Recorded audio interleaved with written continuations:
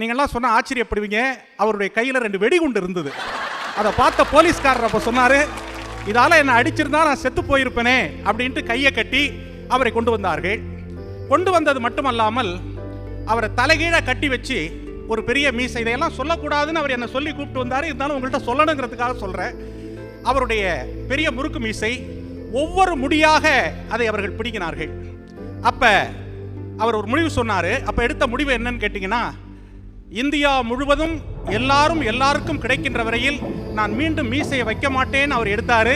எதிர்கால சந்ததியினர் அப்படிப்பட்ட ஒரு சமுதாயத்தை அமைப்பார்கள் என்ற நம்பிக்கை அவருக்கு இருக்கு. எவன் ஒருவன் ஒடுக்கப்பட்டவனாக இருக்கிறானோ அவனுடைய குரணாக வாழ்நாள் முழுவதும் வாழ வேண்டும் என்பதற்கு இன்றைய காலத்தில் ஒரு முன்னுதாரணம் உண்டு என்று சொன்னால் நம்முடைய தலைவர் தான்.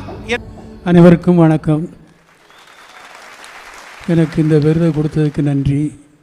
அதிலும் ரஞ்சித் அவர்கள் மூலமாக நான் பெற்றதற்கும் மகிழ்ச்சி. என்ன சமயத்தில் இந்திய நாட்டில் உள்ள பெரிய துரதிர்ஷ்டம் ஜாதி கொடுமைகள், மனிதனை மன்னிக்காதது, ஏற்றத்தாழ்வு, ஆணும் பெண்ணுக்குமே மரியாதை கிடையாது.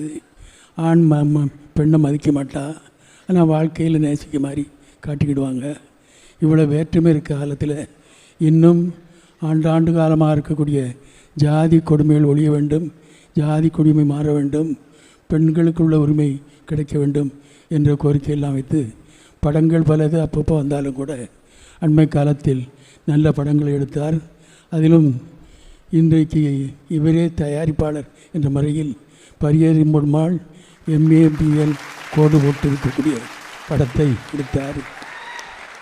அந்த படத்தை பார்த்துட்டு எனக்கு மகிழ்ச்சி. அதில் என்னென்னா எனக்கு சொந்தமாக நடந்தது. அவர் படம் தயாரித்தவரும் நடித்தவரும் தயாரித்தவர் இயக்குனர் எங்கள் ஊருக்கு 10 மைல் பக்கத்தில் மாரி செல்வராஜ். எங்கள் ஊரே ஜாதிக்கு அடையாளம்னு காட்டியிருக்குதே, அது உண்மை. அவங்க ஊரும் எப்படின்னு தெரியும். அதனால் பாராட்டுதலில் பெருமைப்பட்டேன். அப்படி படம்லாம் வரணும், இப்படி படங்களும் தயாரிக்கணும், இன்னும் நல்லது சமுதாயத்துக்கு. அந்த முறையில் பார்க்கும் பொழுது எனக்கு மகிழ்ச்சி.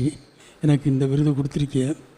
வரும்பொழுது பாராட்டுங்கிறது வேறு. ஆனால் சின்ன வயசுலேருந்து எனக்கு ஒரு காந்திய காலத்திலையும் காந்தியே ஓடி போய் பார்த்துருக்கேன். அந்த மாதிரி உள்ள காலம். மஞ்சள் பெட்டிக்கு, மங்களகரமான மஞ்சள் பெட்டிக்கு வாக்களிங்கன்னு ஒரு காலம். அப்போ எல்லாருக்கும் ஓட்டு கிடையாது, 10% தான் ஓட்டு. பெண்கள்லையும் ஆணாலும் இருந்தாலும் சரி, நிலம் இருந்தால் தான் ஓட்டு உண்டு. BA MA பட்டதாரிக்கு தான் ஓட்டு உண்டு, வேறு எல்லாருக்கும் ஓட்டு கிடையாது. அதுவும் சாதாரண விஷயம் இல்லை. சுதந்திரம் கிடைத்தவரை தான் ஓட்டே கிடைக்கிது. அதுலேயும் அம்பேத்கர் இருந்து எல்லோருக்கும் ஓட்டு, ஜாதி மத வேற்றுமை இல்லாமல் வயது வந்து அத்தனை பேருக்கும் ஆணுக்கும் பெண்ணும் வாக்குண்டு, கோடீஸ்வரனுக்கும் குடிசையில் இருக்கவனுக்கும் வாக்குண்டு என்று சொன்ன பிறகுதான் எல்லாருக்கும் வாக்கு கிடைச்சிது.